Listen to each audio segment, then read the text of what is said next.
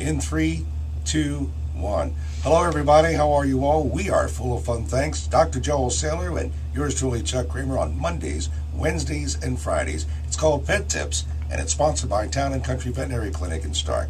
And they're just up the road a piece from our radio station, right on Call Street, South Water Street, if you will. No, I said Call Street. Actually, it's South Water Street, State Road 100.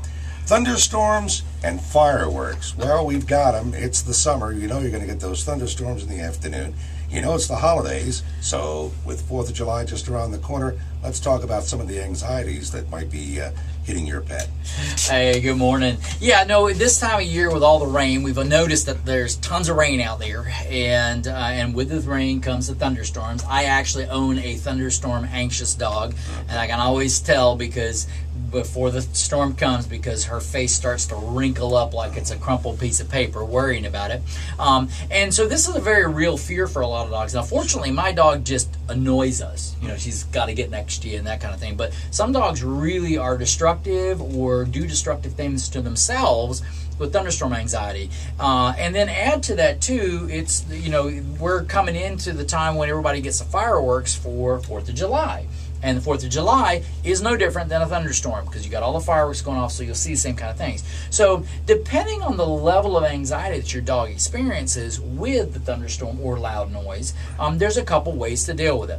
Very simple way to deal with it right off the bat is if it's just really mild, just give them some Benadryl, because the Benadryl will relax them and they'll rest, okay? And you say, well, what dosage of that? I'm not giving you a dose because I don't know what pet you have, okay? So call your veterinarian and kind of get that recommendation for that dose. Right. The next level for us that we can do, there's a new item called the Thunder Shirt.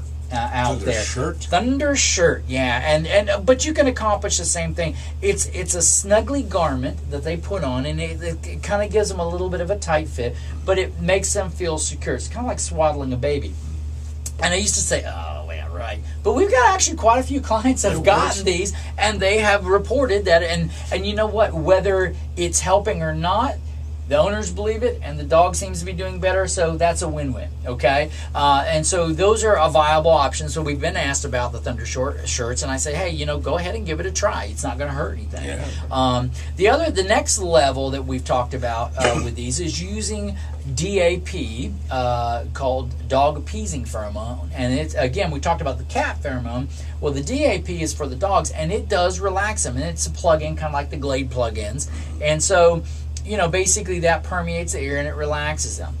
That's the next level. The next level beyond that, we are talking about mood-altering drugs, okay? And for dogs that are really deathly afraid, I recommend being on something every single day during thunderstorm season because there's no way to get around it. Now, if they're mildly bad, you can then use certain drugs, Valium, Xanax, different drugs like that have shown really good efficacy at controlling that. And actually right now, one of my favorite drugs for these really, really fearful dogs is using alprazolam or Xanax with the dogs.